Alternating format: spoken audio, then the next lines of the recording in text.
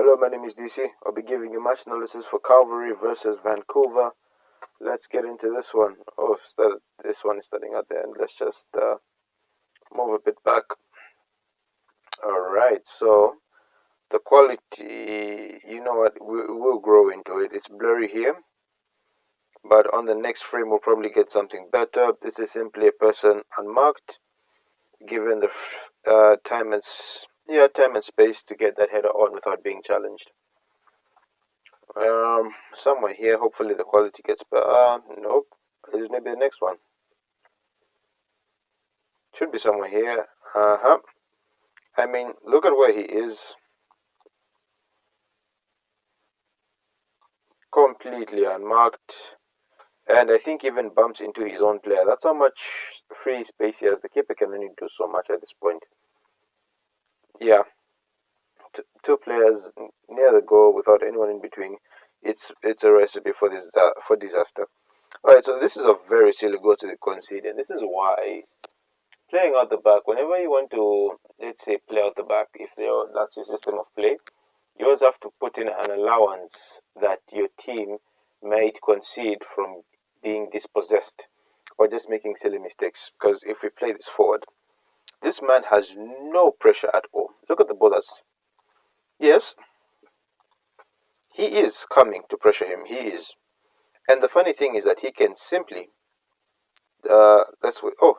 he can simply take the ball into this direction and move on with the ball. He can kick it forward, but he has so much time and space. And then look what he does. That's a terrible touch. And now he is free. He can make that pass. And the distance in between the two center backs, you can't really say that much because he dispossesses the ball. And at this point, there's nothing much you can really do. He plays it quickly, and this is a really good strike. I do feel the keeper could have done better. We'll see it again from another angle. In a way, I feel it's almost a bit too easy the way that goes in. I do understand it's dispossessed, but I do feel it's a very good strike. But let's try and see. Let's try and see from the other angle. All right, come on. This is I saw. Yeah, you know what? No, that was a that was a very good strike, because if you look at it, the ball actually goes outward, then starts going inward. So that's a really good strike. Now the keeper had no chance. I was being unfair to the keeper. See that? The ball goes like that, then enters. Question mark. Alright, let's move this forward. Should be somewhere around here. So the player gets fouled, and it's so obvious. It really is an obvious one. I mean, you can see his leg here.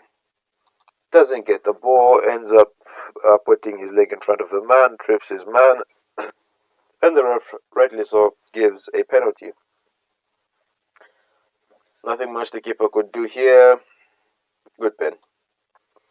Let's head on to the next goal. The next goal. Yeah. Alright, so this one is really strange, because I don't think it's a goal that's supposed to be conceded. Because look at this. It's so... I mean, it's one of those, it's so crazy it might just work. Because, just look at that. It's one of those, I remember, there's a certain, when you go to one of those clips that says, goals you wouldn't expect to, score or something like that, or most creative goals, this is one of those that will make the comp, but otherwise. So, this is the problem. Let's see, 1, 2, 3, 4, 5 attacking players. Oh, sorry, yeah, attacking players. And you see 1, 2, 3, 4, 5, 6, 7. So you could spare a man just to be here. I don't really see the point of having... Is this 2 or 1 player? I think it's 2 players. If there are 2 players here, I don't see the point. Remove one, bring them here so that you can block off, because These guys have way too much space. It's one of those. At that point, it seems unlikely that he will score, but it goes in. And when you least expect it, that's when someone will score. I just like how it's played in so slowly, and then he actually isn't even supposed to touch. He runs into the ball. Because if we pull that a second behind, look at where the ball is going, and look at how he decides to let the ball. Look at that. You see, the ball was not going. He forced that step over, and it's a good strike because at this point, the players here are not distracting the keeper, but are obstructing his view. He's not getting a. He is, but I do feel the players being there does impact his field of view, and that's a lovely finish. I'm a sucker for goals that glide across the ground and go into the back of I really do love those. I'm not gonna lie. There's just something about them. Poof! And yeah, it's also no one charges to the person that is going. No one charges. They all just wait and wait up until it goes into the back of the net. They really do just do that.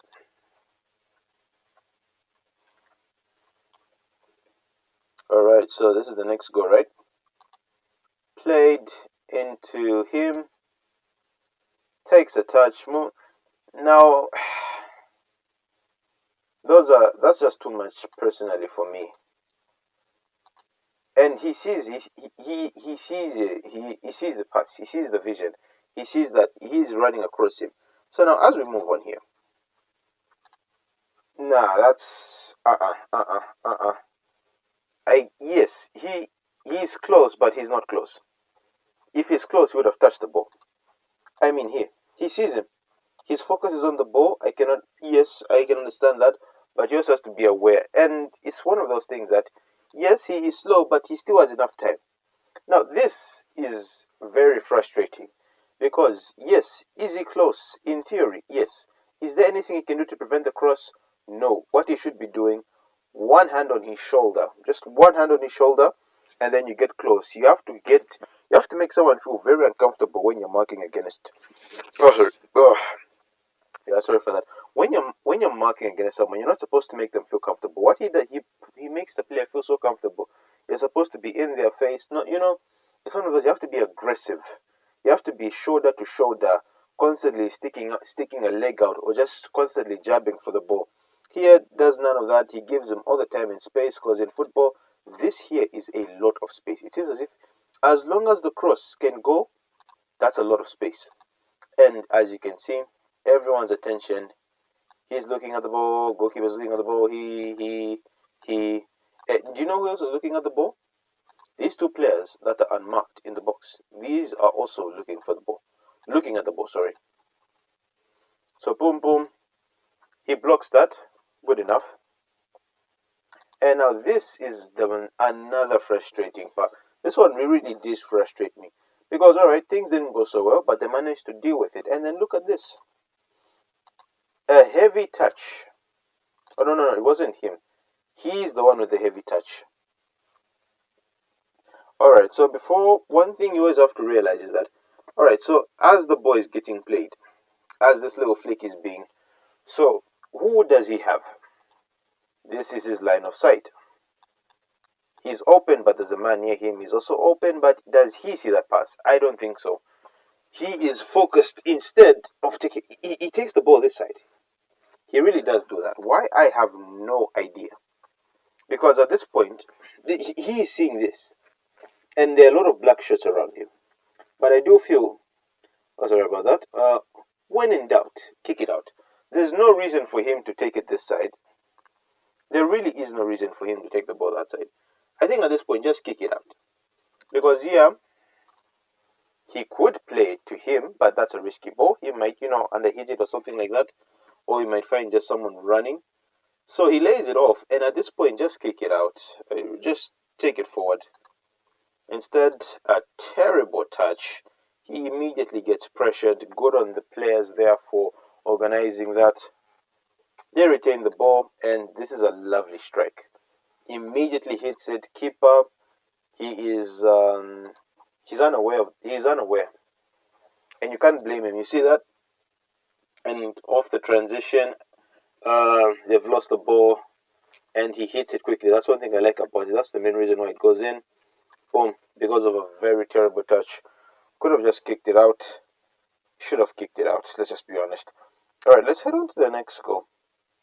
And it's so painful. The team dealt with it. They're ready to go on the counter, and one person brings the team down. All right, so ball moves forward, and again, not ball. All right, so already this is problematic because if you look at this, let's just do this for a second. So yeah, how many players are around him? There are about that's one the five players around him, and he decides that at this point this is already a problem. They are setting up to get the ball back. If if he could probably play it into him because there's so much space. Because yes, they're about let's see, this is about they're about there are five players, maybe six to five players. I'm not really counting him in and around him, but a good ball moving forward means you've gotten past five players and makes it easier to attack. But what does he do? He plays a really lazy ball. No, that's a terrible pass. It's just a bad pass. Intercepted. The other team go on the counter. I mean, nothing much you can do. It's on the transition. Yeah, people are not going to be in the end. That's a good. Yeah,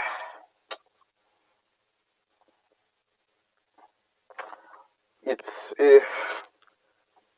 yeah. That's where the problem comes. So here, he's too square. He is too square. I understand he's the last man. Yeah, but if you're going to be in that position, that's assuming he wasn't on a card. Because at this point, I'm not really sure. Take the foul. He can pass, so it's one of the ball can pass, the man can pass, but not both at the same time.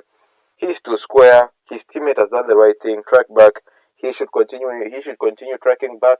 And him deciding to do that, he gets neither the ball nor the man's waist. He should have just continued tracking back and hoped for the best. Because what he does, he makes the option easier for him, and that's a really good finish. Very composed. You have to give it to him there. Because there are certain players, they would have done special things. That's all I can say. Yeah, I mean, and the fact that he starts waiting, so his feet are planted, he can't really move. I mean, yeah, he sets himself up for failure, but that's a good finish. There's no reason for that. Number 27 stops jogging halfway through. Yes, we know he's 1-on-1, but he could have at least just continued just to make it look good. Unnecessary slide tackle. It's so unnecessary. He could have continued to track him. But anyway, they move forward. It's a 3-on-2. Yeah, it's one of those. I felt frustrated that they didn't directly score from this, but if you look at it, I mean,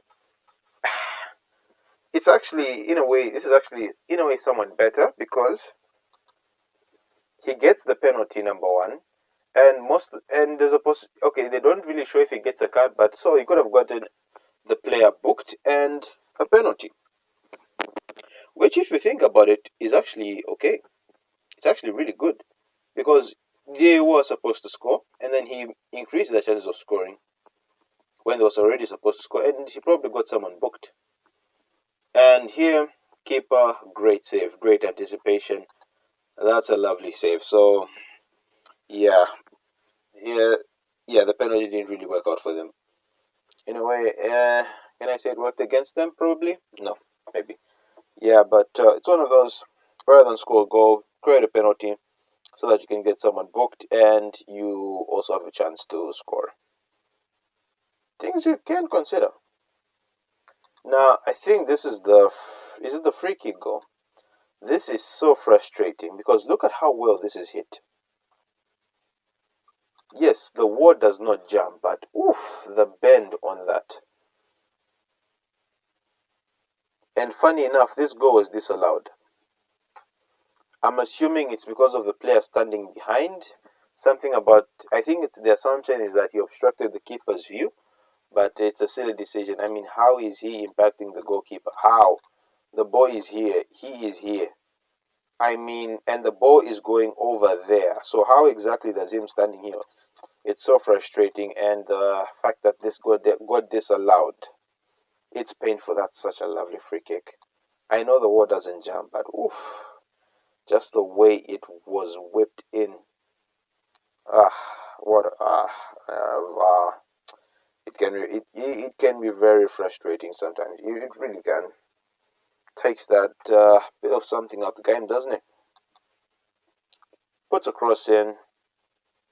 Now, before we move further, did you guess what the problem was before that ball even goes in?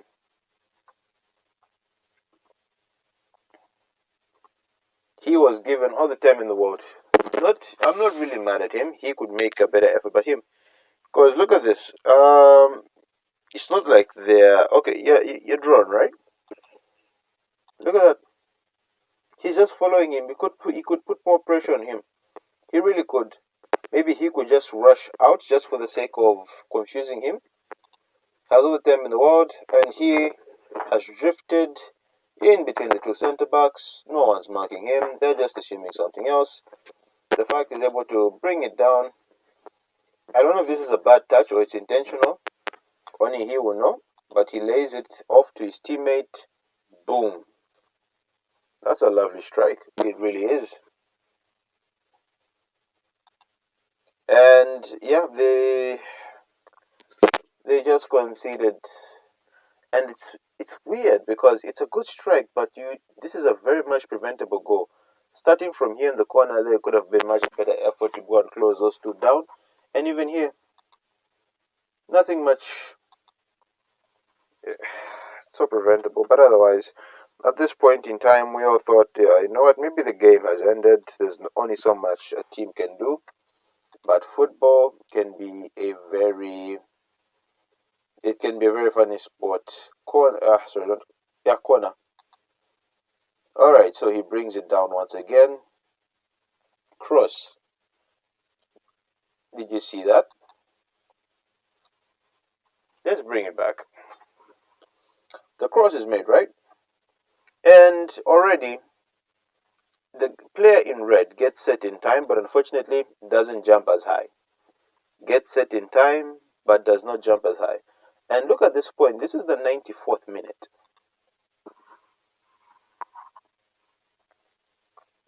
That was a good head, I'm not going to lie. Yeah, so I think maybe he should have been more aware of what was behind him because he does well to. No. He does jump, but it's the desire. He throws himself at that ball, and it's one of those. If the only thing that the defender can do is jump straight and hope he flicks it behind him. The attacker can move forward with the momentum to knock that in. So that's desire. Maybe it could have been a bit stronger. Probably could have timed it better. But otherwise, we will applaud the desire of that player to head it in. We really will. And this must be very painful. Because at this point, you've brought the game to 4-4. All it's about is game management. Can we secure the win? Can we make sure we do not concede in the last minutes of the game? Can we make sure that, yes, we're only getting a point, but it's a hard fought point? Unfortunately, they don't manage to do that.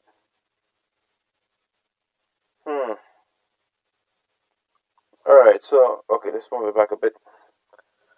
Alright, so at this point, he has all the time and space in the world to put something in. And I don't know if that's intentional. I really don't know, but that's not intentional. And a mistake, miscue, mishit, whatever you call it, leads to a very good chance because that leads to his head. And at this point, because I mean, look, 1, 2, 3, 4, in and around, and then 1, 2, 3. They should definitely be dealing with this. It should be much, much, much more closer. They should not have given him that much time to jump, and they should have been just much closer. They let him win it. They let him win first contact, and he wins the game. Very painful, very preventable goal. Very interesting match. And yeah, that's been my match analysis of the match. I know it's been a while, but yeah, just other stuff I had to get done before I went back to this, especially with school. Can be very crazy, school, work, and other commitments. I will try to continue doing this match analysis as much as I can. How can I say that? I'll try to be more consistent because I did go a bit haywire, but I will get back to doing this as often as I can. Don't be afraid to like, share, and subscribe. Yeah, don't be afraid to like, share, subscribe. You can comment whether it's a good or bad comment. I'll respond to it, and uh, don't be afraid to put in your insights, stuff like that. Any advice you could give me, as long as it's something. Anyways, that's all for today, and I'll see you next time on the next match analysis.